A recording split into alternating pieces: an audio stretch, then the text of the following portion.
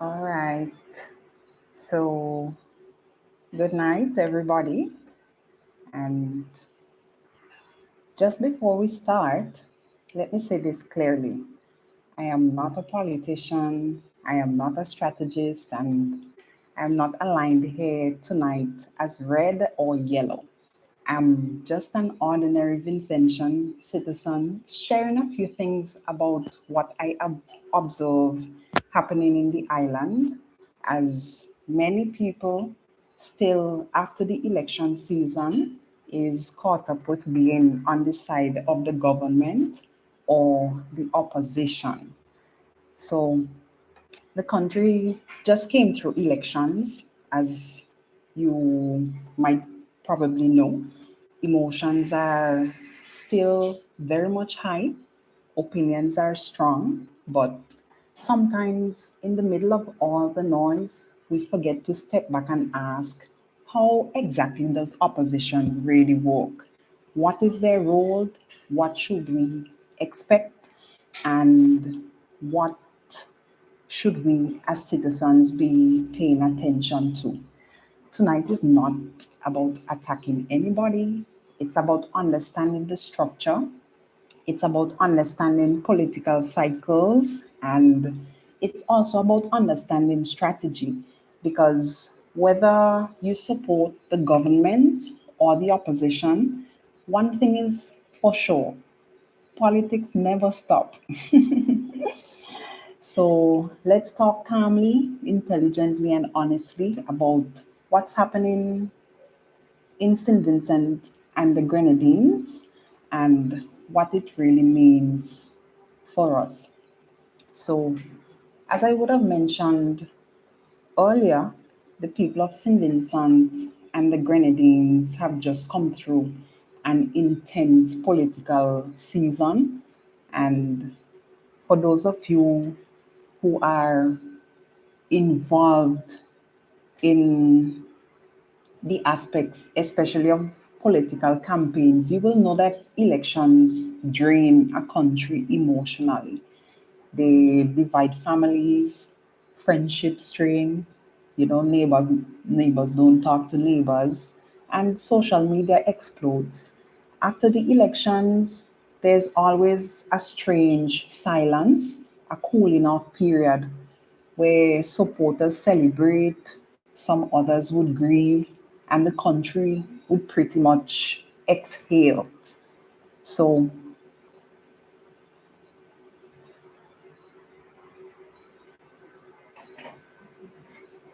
for those of you that have been watching the elections in St. Vincent and the Grenadines, you would have noticed that some strategic things would have been happening. The leader of the opposition, Ralph Gonsalves, appeared to have stepped back briefly after the elections. You would have noticed that there wasn't really much frantic noise, no political warfare daily.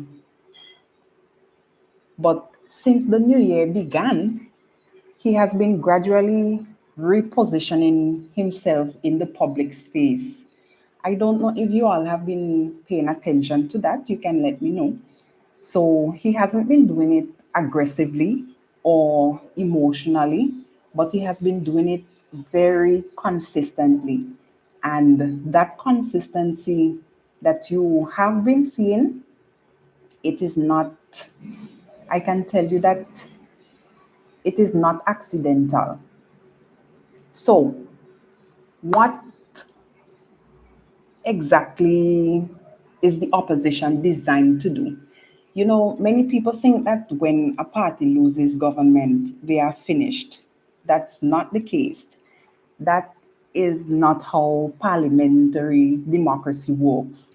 In systems modeled after British tradition, like what exists in St. Vincent and the Grenadines, the opposition is literally structured to be a government in waiting. That simply means that they would monitor the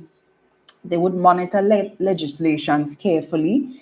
They would critique budgets line by line. I mean, Parliament just happened. So if you were paying attention, you would have seen much of that. They question executive decisions. They would maintain national visibility.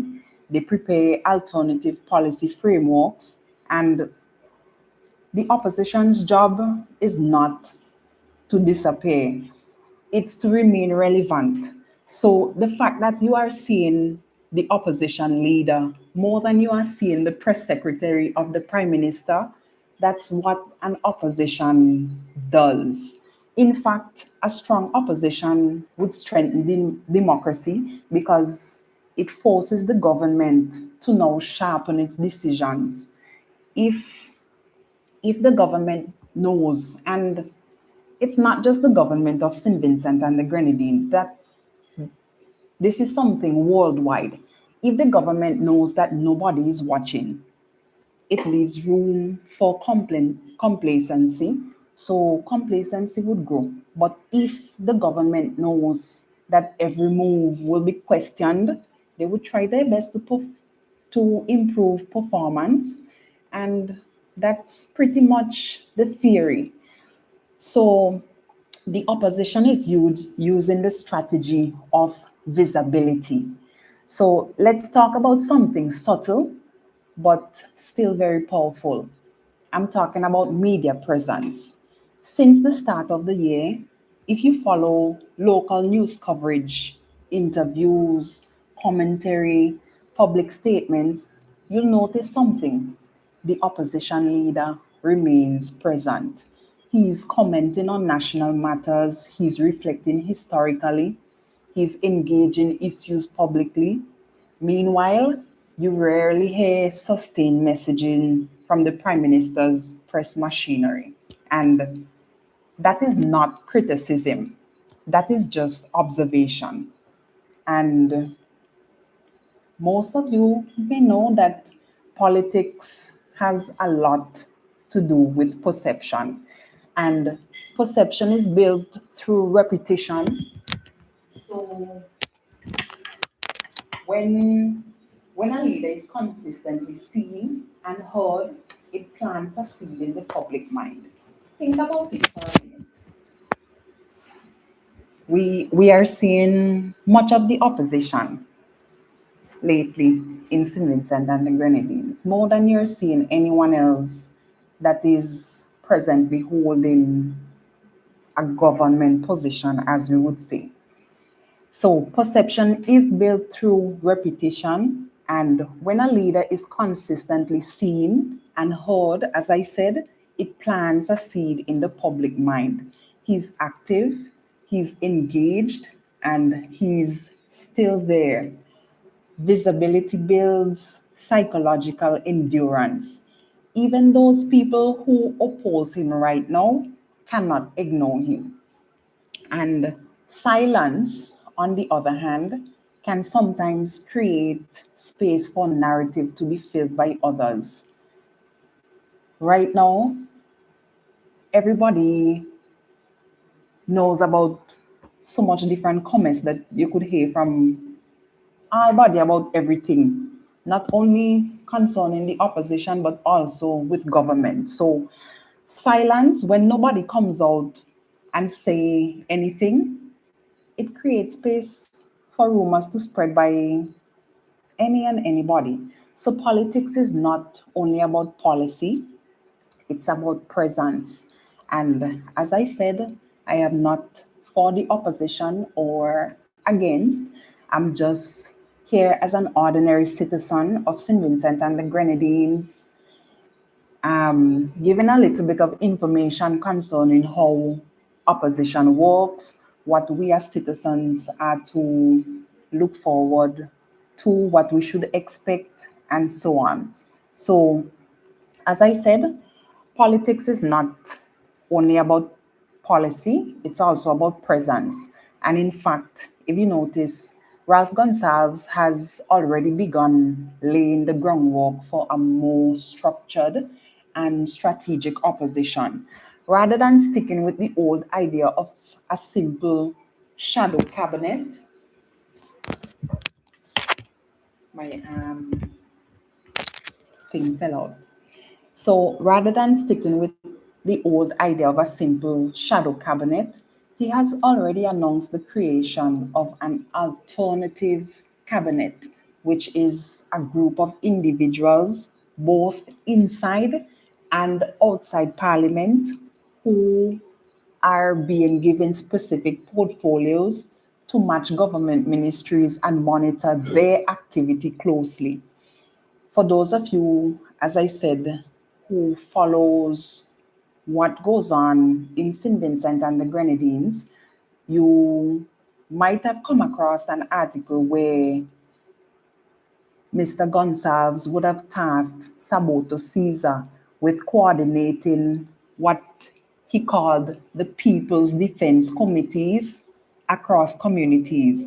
And I'm not talking about groups. So these are not groups. As I said, these are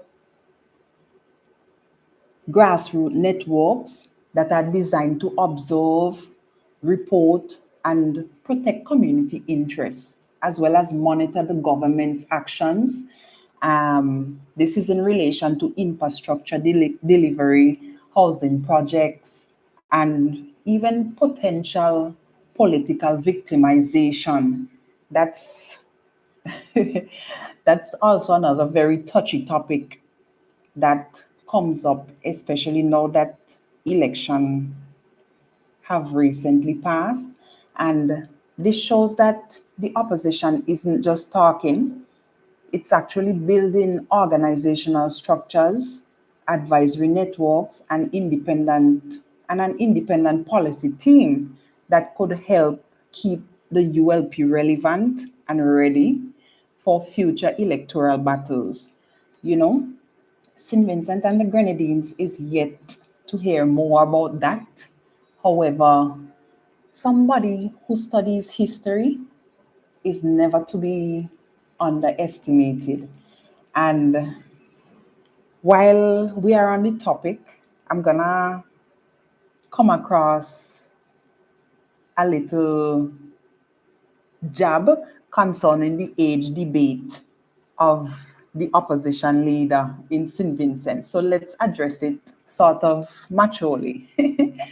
There are a lot of ongoing comments about his age, and many people would have said he's too old, his time is done, and he should step aside. But global politics actually tells a different story. For those of you that are not aware, I'm going to tell you about a few leaders that are still in politics today that are over the age of 75, and some of whom I am going to mention, some of them were in politics even in their 80s. And one of the most popular persons today is Donald Trump. Donald Trump is over the age of 75, and he still remains politically dominant, even in his late 70s. So, yes,